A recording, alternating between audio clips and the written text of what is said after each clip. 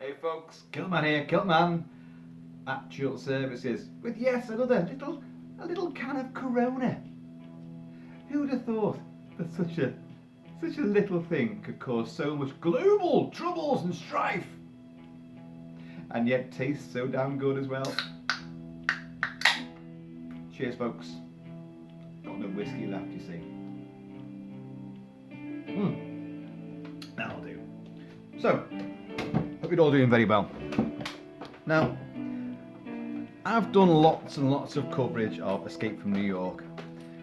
Tons of coverage. The soundtrack, the movie itself, Kurt Russell's character, John Carpenter's direction, the original Mike McQuay novelization, which we're going to touch on here, the life clock, the entire costume, the Mach 10, the throwing stars, the tracer, oh, everything. You know, I've got it all. I've got the jacket, I've got everything, the boots, the whole works. But there's always little new facets that you can have a little look at and discuss, which is why genuine cult cinematic masterpieces like most of John Carpenter's stuff are ripe for revisiting. There's always things to try and pick up on and go, hang on a minute, well, what about this? And why did that happen? And there's always hidden depths and new stuff to discover. So, one thing I've always thought about with Escape from New York, and Snake Plissken goes in, anyway, we haven't got to rehash the story, goes in, gets the president's house, comes back, does the job, gets his micro bombs in his neck, neutralised with X-rays, and he survived right down to the last split second, and he meets Bob Hauk again, Police Commissioner Bob Hauk, Lee Van Cleef, and these guys are both war heroes. They're both veterans of the War 3, which is still ongoing, and Plisken's got the Pebble Heart from Siberia, Leningrad, and all that. He flew the Gulf Flyer in over Leningrad, knows how to get in quiet, and but Plisken's head of Bob Hauk as well. Special Forces Unit Texas Thunder for Bob Hauk, Special Forces Unit Black Light for Snake Plissken. We heard you too, Plisken. I'm going to kick your ass out of the world, war hero. And their relationship is great. It's built on a massive grudge, but a begrudging respect at the same time. A bit like in the original David Morrell novel of First Blood. Sheriff Teasle is a Korean War veteran who, when he discovers that John Rambo is a Vietnam War veteran and his powers and abilities and what he's been through, they have a begrudging respect for one another. But Rambo realises that Teasle, his adversary, is a trained soldier. So the two have this sort of respect. They hate each other as well, but they have a respect for each other and their abilities, unlike in the movie First Blood. And certainly in Escape from New York, the sort of relationship between Bob Hauk and Snake Plissken is kind of similar. And what I find endlessly fascinating is that we know that Snake Plissken has felt betrayed by society, come back to nothing, turned to a life of crime. He loses his friend, is killed in the opening, what you hear in the music now, to the bank robbery, which is a big deleted scene, which I do like a lot, and I kind of still wish. I've always said that it was actually incorporated back into the finished cut of the movie, because if anything, it shows that Snake does have feelings and emotions for friends, and everyone bangs on about, like, especially Kurt Russell, oh, this guy's got no feelings for anyone, he doesn't care more than 2 seconds for anyone. That's not true. That is not true. He does care about Maggie. He does care about Brain, Harry Dean Stanton, even though Brain had betrayed him. He does care about Cabby. He hasn't got time to really sit back and sit and say a prayer for someone's corpse. He's got to move on. He's got a very limited time scale, but when his friend gets killed at the start in the full uncut version, and he's killed by the black belly, he's just completely wasted, and he comes back, he goes back and surrenders. He goes back to try and save Taylor, his mate. So he's not a completely ruthless, cold-hearted bastard at all. He has got feelings, he has got emotions. he does observe connections with people that he's known and cares about. So then you get this whole thing of like, you know, he's the anti-authoritarian, complete sort of a loner and outsider, cast aside by society. He's done his bit in the World War III, but now he feels none. I don't care about any of yous. And especially Bob Hauk. Now Bob Hauk is a war veteran too. The two of them sit together, and you'll hear a little bit of the you know. S.D. Plissken, American, Lieutenant, Special Forces Unit Black Light. 2 Purple Hearts, Leningrad and Siberia. Youngest man to be decorated by the President. He robbed the Federal Reserve Depository. Life sentence, New York Maximum Security Penitentiary. I'm ready to kick your ass out of the world. Who are you? Who are you? Police Commissioner. Kurt doing a pure Clint impersonation. Special Forces Unit Texas Thunder. We heard of you too, Plissken. Why are we talking? I have a deal for you. It's in the script. You receive full pardon for every criminal action you've committed in the United States. It was an accident. About an hour ago, a small jet went down inside New York City. The President was on board. President what? That's not funny, Plissken. Oh, it's slightly amusing. Find the President, bring him out in 24 hours, and you're a free man. 24 hours, huh? I'm making you an offer. Bullshit. Straight, just like I said. I'll think about it. No time. Give me an answer. Get a new president. We're still at war, Plissken. You need him And alive. he's sitting there in that battered leather jacket, which I've got just sitting over there. President. Is that your answer? It's too hot to wear any kind of leather jackets at the moment, so. You flew the Gulf Fire over Leningrad. You know how to get in quiet. You're all I've got. I guess I go in one way or the other. Doesn't mean shit to me. Give me the paper. When you come out. Before. Told you I wasn't a fool. Told you I wasn't a fool. Call me Snake. Right, okay, so the deal is made. Plisken's going to go in anyway, regardless. But let's just look at Hauk. Hauk is a war hero. He's an older man, but he's a maverick as well. He's got an earring, for God's sake. And this is like, they filmed this in 1980, released in 81. But he's got an older guy, baldy head, Lee Van Cleef, spaghetti western superhero, and little whispery grey hairs. He's walking like he's pooed his pants because of a back injury from falling off a horse a long time before. So any kind of long take of seeing Lee Van Cleef walking, you know he was in absolute agony, but he'd still do it. And there's lots of shots of him doing exactly that in Escape from New York. So, a war hero himself is a younger guy who's turned against the system. But you know Hauk admires Snake. He's got ideas for Snake. He knows Snake's a devious, slippery customer, hence Snake Plissken. So that's why he puts, you know, something you're fooling around with. My idea. 2 microscopic capsules lodged in your arteries. And all this kind of stuff. Because, you know, that idea you had about turning the Gulf Fire around and flying off to Canada, forget that. Because he knows that Plisken is always trying to think one step ahead. So he's had to up his game and think one step ahead of Plisken and keep him anchored in. Because he knows Plisken is the only guy who can get this job done. And Plisken may get battered. He's only got one eye, remember. He may get battered, he may come unstuck.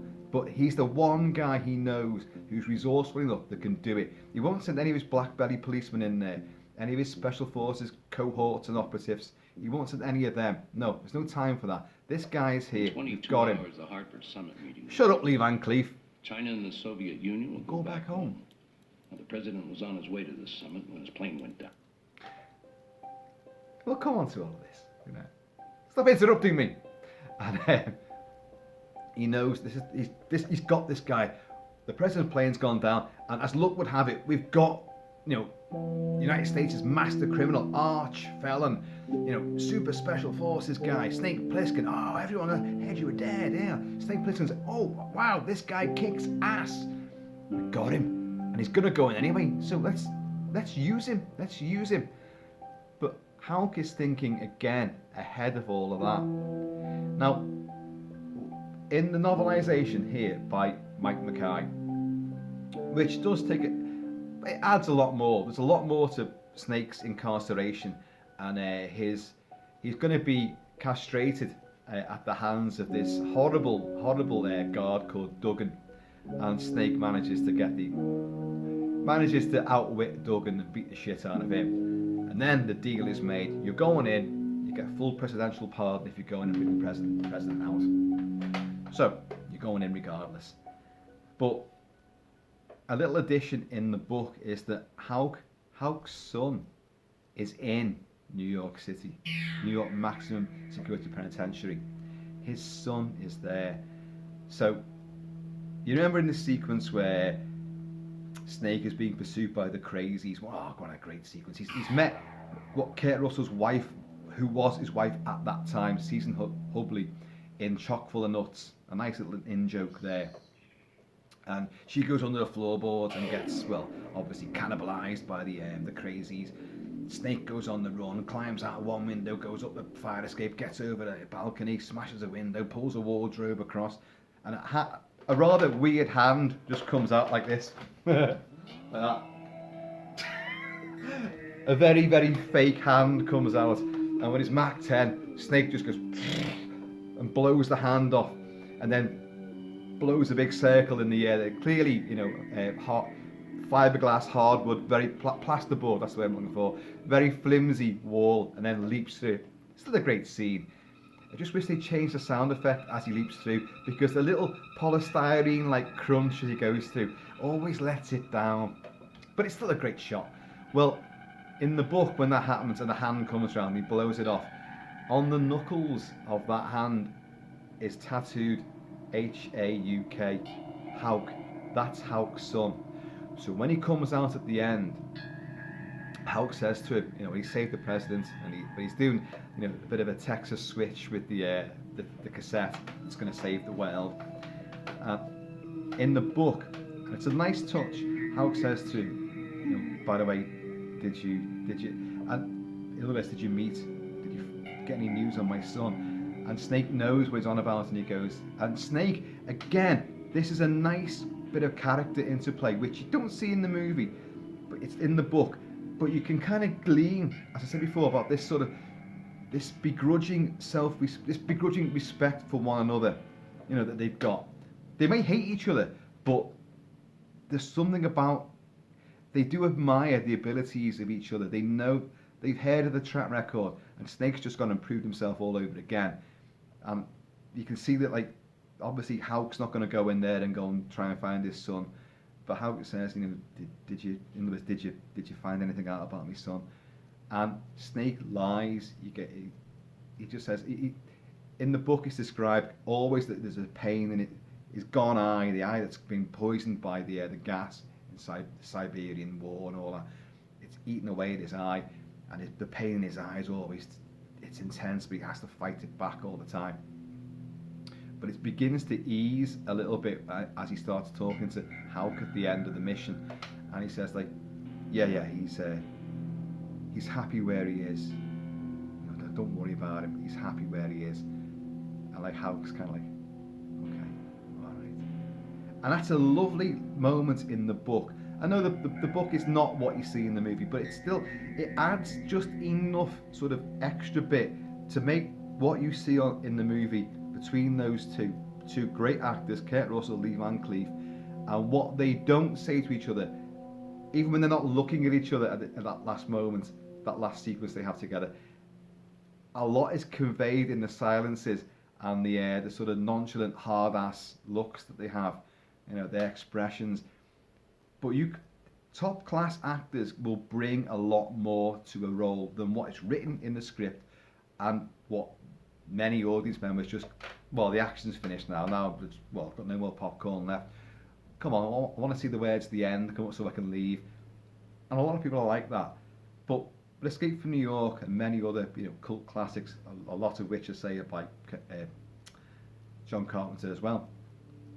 And people wait for those final moments because they know there's a lot more contained within that interaction than what is given, and you can glean that from what you're seeing in the characters' eyes, one eye in some cases, and how they're saying things.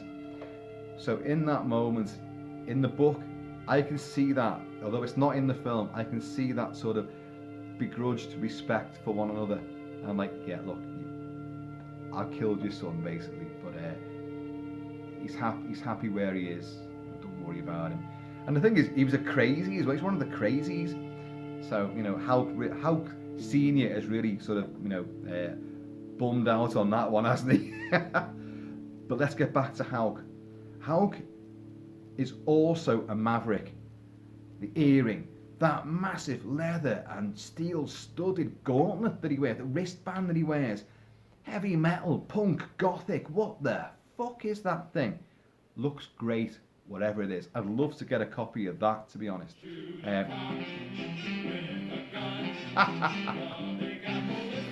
Here's Carpenter and Nick Castle and all the crew. Tommy Lee Wallace, Tommy Lee Jones. That's a different guy entirely.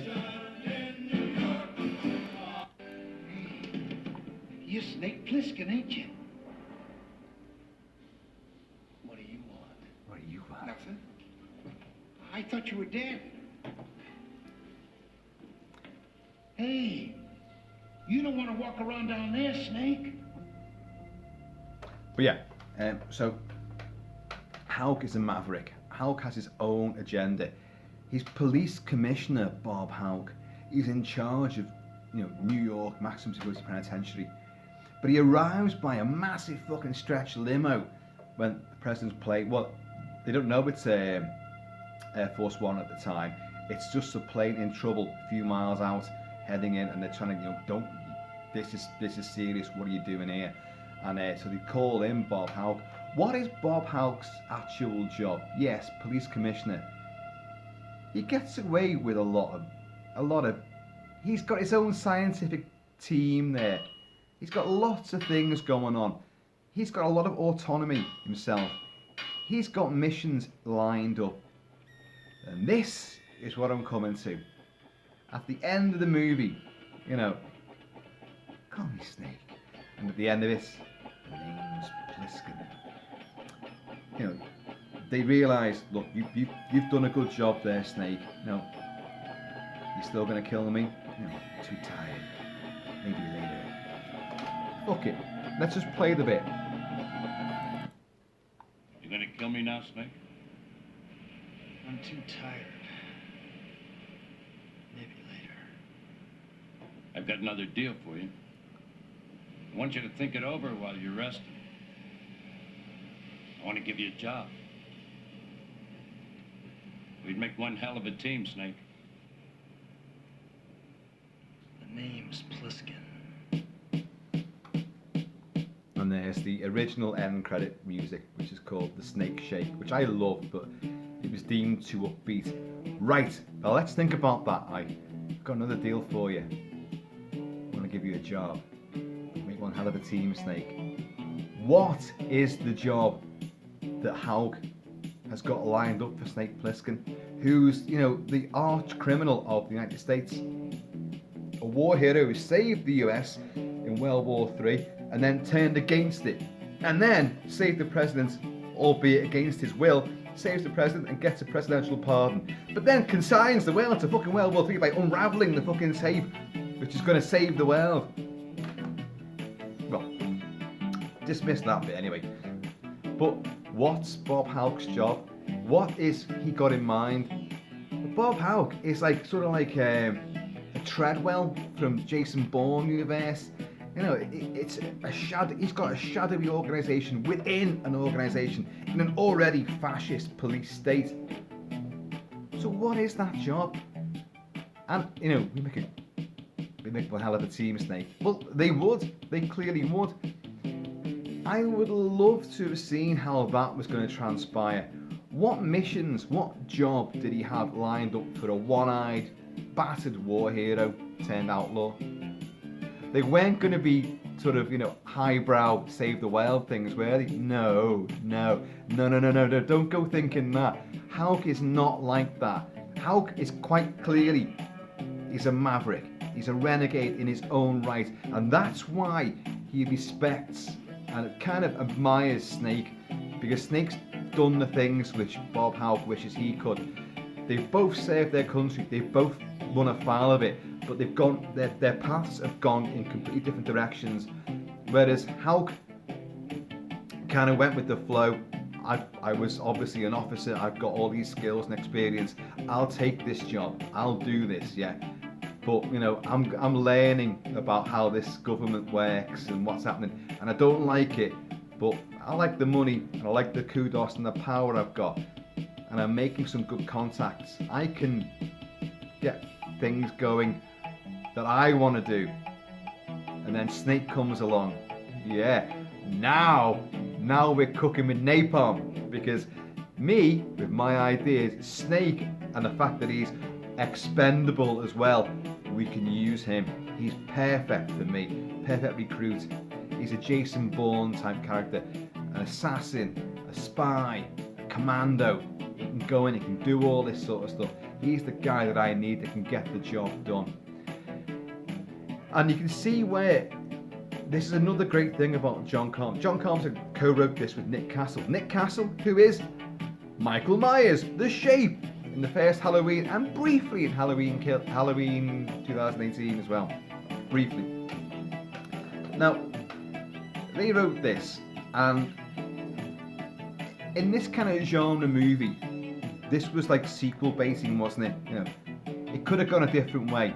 He's gone like, you know, Snake, we make one hell of a team. You know, we can work well together. Let's go on. And that would be, it would end there. Snake would just sort of go like, one good eye, hang on, that one. And maybe it would fade out at that point. Siggy in the gob, yeah. And he'd look over again and smile. And then he'd be thinking, right, we're going to get a follow-on, we're going to get a sequel. We did get a sequel, a complete shite remake of Escape from New York with Escape from LA.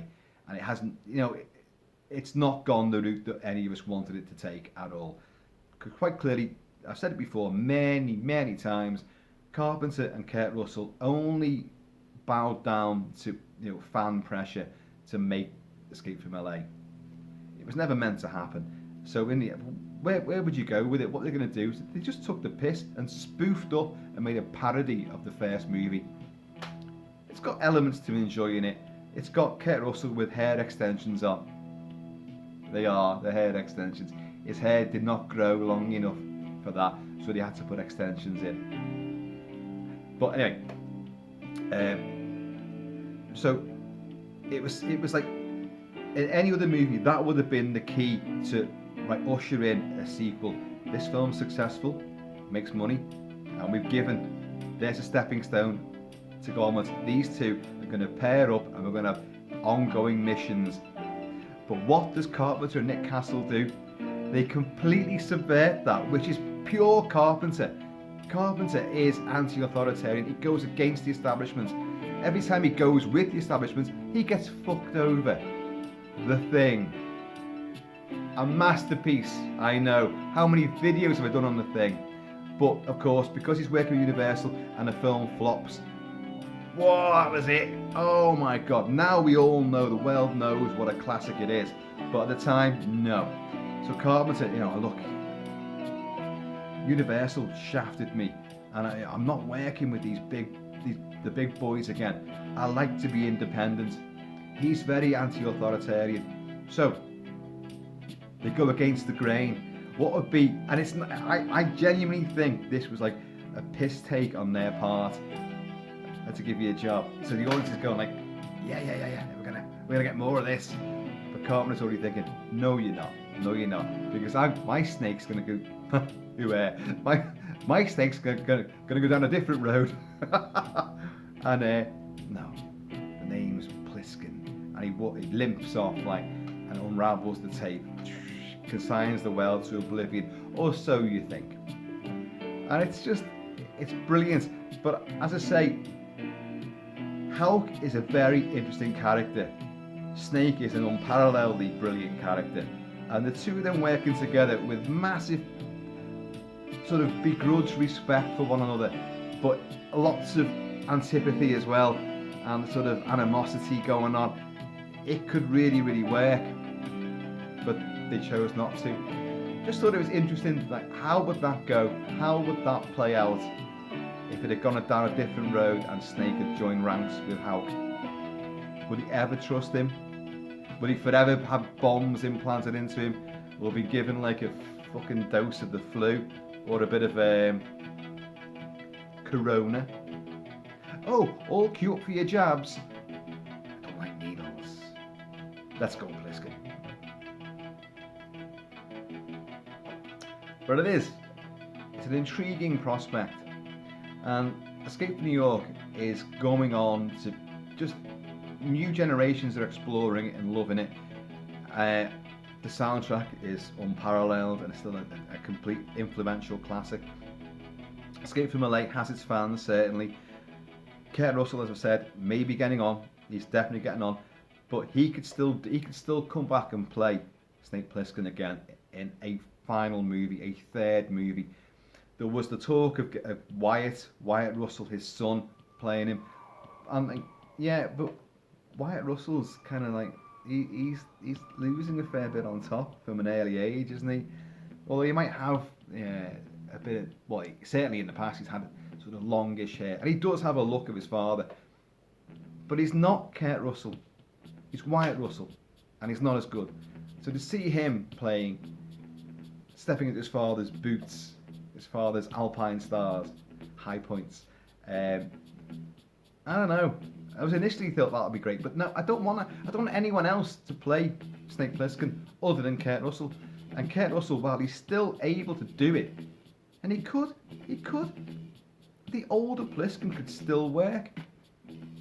Sadly, we're never going to get the Hauk Plisken relationship because you'd have to get someone else to play Hauk because Lee Van Cleef sadly no longer with us. But who would you get to play that? I would still like that concept of Escape from Earth, which was going to be the final movie, if there was going to be a trilogy, the final movie, Escape from Earth, which some people go like, well, Ghosts of Mars was just the plot of Escape from Earth. Well, it's not, but a lot of elements definitely which would have worked or could have been seen to work for a Plisken movie off-world are there, but that's not Escape from Earth, that's not a Plisken movie. But so you don't have to escape from Earth. What are you going to do? The fact you've had a big mad pandemic around the world now, and certain places were locked down. You know, there's a lot of this coronavirus has been hellish for everybody. Of course it has, especially for movies in particular. But you can use it as a springboard for stories and adventures, and very definitely the likes of Snake Plissken could be used in that kind of thing. Look, we've just pumped you full of COVID-19. Oh, so that's funny, you know, like aircraft idents. They're trying to work out what this rogue plane coming into like restricted airspace is. You know, it's like David 40, COVID-19, and it transforms into Air Force One. Oh, but there's a lot you can still do with Plisken as a character, and he hasn't got to escape all the time. Why is that was the mistake with Escape from LA. They just told the same story. Presidents, a time limit, something injected into him, like, and he turned the tables at the end. Meets some colourful rogue characters in a maverick society. It was exactly the fucking same, but just nowhere near as thrilling, nowhere near as exciting. All the action was watered down. It just didn't have any of the hard-hitting values. And your big villain was crap, absolute crap. Your president was Cliff Robertson, was crap. You know, it was just... The best thing about it, really, I thought, was Stacy Keach. Stacy Keach, who plays one of the federal officers, like, who sends Plisken in. Stacy Keach was losing his hair. Like, hair plays a huge thing in the Plisken mythology. And he was losing his hair, but he was paranoid about it. So much to the point that when John Carpenter made the film, the anthology named Body Bags, he has Stacy Keach in it playing a character who wants to grow his hair, and he'll use any means necessary, even experimental drugs and stuff. And what he does have in the end is like alien beings put into his head, making his hair grow, and his hair's down there, and he thinks he's great. But you know, it is a massive piss take as well. But in Escape from LA, his officer, he's got his normal hair, and they give him a little tiny ponytail. And it is acknowledging the fact that yes, we know you wanted hair all along. there's a lot more scope for Pliskin to carry on, and an intriguing point would have been how he and Hauk would have progressed. That's never going to happen now. That's just not going to happen unless you jettisoned entirely Escape from LA and sort of retcon things. But none of us are fans of that, are we? Anyway, folks, comment below. Let me know what you think. What was Hauk's mission? Was Hauk planning some kind of big heist? The Federal Reserves, which Pliskin was trying to rob at the time when he and Taylor get caught? What was Hauk's big mission? Got another deal for you. I want to give you a job. If you listen to the commentary track, Kurt Russell and John Carpenter they just skip over this because it's just part of the script. It wasn't really a major thing. As I said before, it was like a little sort of piss take for the audiences and sort of going against the grain of what a conventional movie would do when it's trying to sequel bait. And they just say like, Pliskin was never going to join the man. He won't want to join any kind of authority ever again. So that was never really on the cards. But what did Hauk think he was doing? What was the offer he was going to put on the table for Pliskin? Folks, I love it, and we'll talk more about Mr. Pliskin and his slithery, snaky ways. Folks, I have been, always shall be, Kilt-Man at your services. Going to see you all. How long have I got? I've got a long time to go. So I see you all later. But within the next 24 hours though. That pesky stop button. Come on now. Let's hit me with this.